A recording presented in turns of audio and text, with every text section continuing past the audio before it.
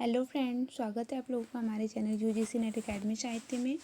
तो हम आदिकाल, भक्तिकाल, भाक्तिकाल की चारों धाराएं जो है निर्गुण, सगुण, राम काव्य और कृष्ण काव्य और रीतिकाल की सारी प्रवृत्तियों को बता दिया था, क्योंकि ये प्रवृत्तियां से क्वेश्चन हमारे एग्जाम्स में एक दो क्वेश्चन हर बार आते हैं। ठीक है, तो देखते हैं आज का जो हमारा टॉपिक है वो है यहाँ पे आधुनिक काल से लिया गया है और आधुनिक काल की प्रवृत्तियों को हम देखते हैं। ठीक है, इसमें तो राष्ट्रीयता ये ओवरऑल मतलब पूरा का है समग्र रूप से, और इनका छायावाद, रहस्यवाद, प्रयोगवाद ये सब का हम अलग अलग भी करके बताएंगे। ठीक है, तो यहाँ पे हम देखते हैं सबसे पहले अगर हम बात करें तो राष्ट्रीयता एवं अतीत का गौरवगान। ठीक है, देन उसके बाद है हमारा छायावाद, रहस्यवाद, प्रयोगवाद, हालवाद और यथार्थवाद। ठीक है, इसके बाद खड़ी बोली का विकास और आदि, अब मतलब और सारे इसमें आ जाते हैं। ठीक है, अब यहाँ हम देख लेते हैं भारतेंदु युग, जो कि काफ़ी इंपॉर्टेंट है, और द्विवेदी युग तो इनसे भी ज़्यादा इंपॉर्टेंट है, क्योंकि 3 दफ़ा द्विवेदी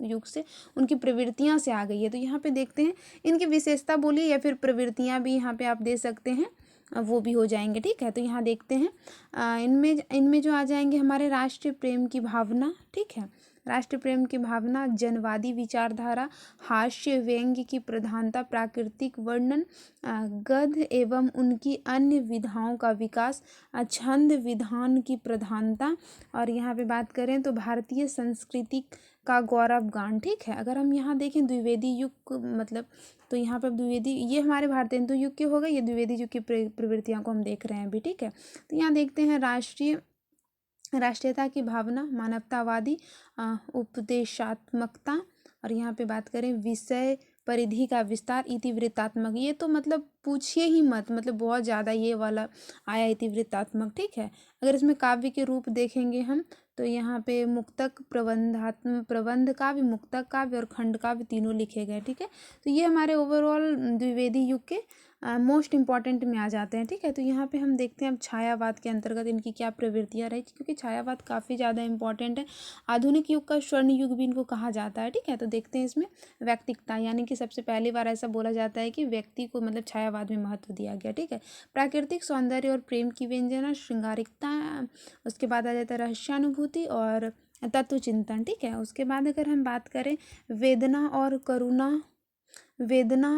करुणा की विवृत्ति और मानवतावादी दृष्टिकोण, नारी के प्रति नवीन दृष्टिकोण, आदर्शवाद भी है इसके अंतर्गत, और यहाँ पे स्वच्छंदतावाद भी है, देश प्रेम की राष्ट्रीय भावना भी है, और अगर इसमें देखें तो प्रतीकात्मकता और चित्रात्मकता, भाषा एवं लाक्षणिक पदावली, प्राकृतिक की मानवीकरण, नारी रूप में प्राकृतिक के सौंदर्य का वर्णन, अलंकारिक चित्रण, और यहाँ पे अगर हम बात करें तो प्रकृति का वातावरण और पृष्ठभूमि का चित्रण। ठीक है, तो ये हमारा ओवरऑल जो बताया ये मोस्ट इम्पॉर्टेंट है, जो हमारे छायावाद में आ जाते हैं। ठीक है, तो यहाँ पे अगर हम देखें और तो यहाँ पे अब यहाँ पे देख लेते हैं हम प्रगतिवाद की प्रमुख प्रवृत्तियाँ। ठीक है, शोषकों के प्रतिरोध, प्रति विद्रोह की भावना, और फिर शोषित जो लोग थे उनके प्रति सहानुभूति, मानवतावादी, आर्थिक एवं सामाजिक मान्यता पर नारी शोषण के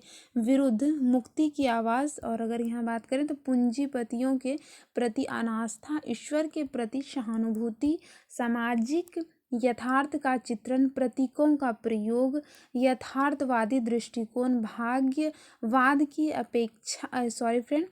उपेक्षा, कर्मवाद को श्रेष्ठता। ठीक है, यहाँ पे अगर हम प्रयोगवाद, ये हमारी प्रगतिवाद थी, ये हमारे प्रयोगवाद है। ठीक है, ये कौन कौन से वाद आते हैं, इनके भी क्रम आते हैं लगाने के लिए, तो इनका भी मैंने एक शॉर्ट्स वीडियो में बता दिया था।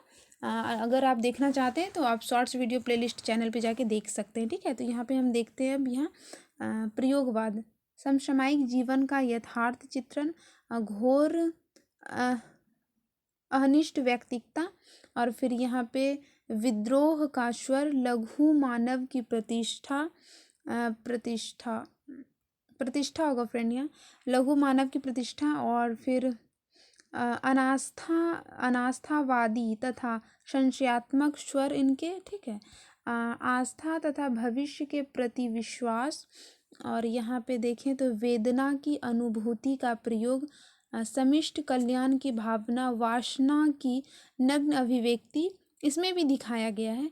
क्षण की अनुभूति, व्यंग्य विचार, और यहाँ पे काव्य शिल्प में नए प्रयोग किए गए, ये तो पता है प्रयोगवाद में कल की बाजरे की आप देख सकते हैं कि जी कहा जाते हैं।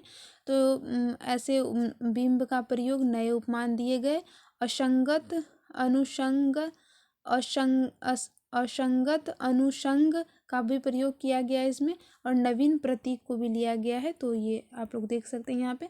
ये ओवरऑल ये हमारा प्रयोगवाद का आ गया। यहाँ पे मैंने प्रगतिवाद का बता दिया, ठीक है। थोड़ा सा और हम देखें तो ये नई कविता की प्रवृत्तियाँ, ये भी इंपॉर्टेंट है फ्रेंड, क्योंकि द्विवेदी युग भारतेंदु युग से बहुत आ रहा है। जिस तरह भी पैटर्न चेंज हो रहा है ये आ सकते हैं, ठीक है। तो इनको एक दो बार पढ़ लेना बहुत ज़रूरी है।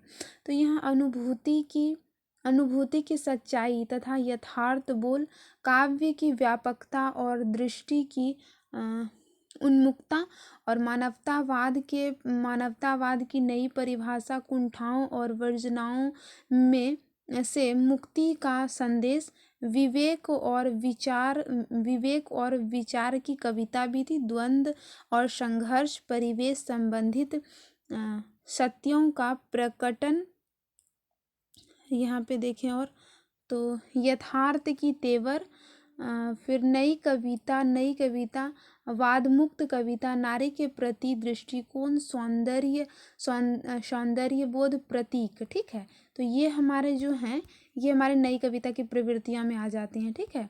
और यहाँ पे अगर हम समकालीन कविता की बात करेंगे तो विघटित व्यवस्था के प्रति आक्रोश का विद्रोह, जीवन का वास्तविक निरूपण, और फिर यहाँ हम बात करें मोह भंग की स्थिति, राजनेताओं के प्रति क्षोभ और अभिव्यक्ति, फिर यहाँ बात करेंगे हम तो यहाँ पे आ जाते हैं फिर परंपरागत मूल्यों का विघटन, आस्था अनास्था का संकुल चित्रण किया गया। सॉरी फ्रेंड, यहाँ संकुचित चित्रण होगा, संकुचित, यहाँ फ्रेंड संकुचित होगा, आप लोग यहाँ संकुचित लिख लीजिए, संकुचित चित्रण। यानी कि फिर यहाँ देखें तो व्यक्ति मन की सहज अभिव्यक्ति, sorry friend coffee time, typing mistakes, व्यक्ति मन की सहज अभिव्यक्ति, काम का उन्मुक्त चित्रण, प्राकृतिक चित्रण, जनवादी चेतना का विस्तार, सॉरी फ्रेंड विस्तृत व्यंजना, भाषा भंगिमा, और यहाँ पे अप्रस्तुत विधान, बिंब विधान, और छंद योजना, ठीक है। तो ये हमारा ओवरऑल, यहाँ से मैंने आधुनिक काल से जितने भी मोस्ट इम्पॉर्टेंट थे मैंने वहाँ बताने का प्रयास किया।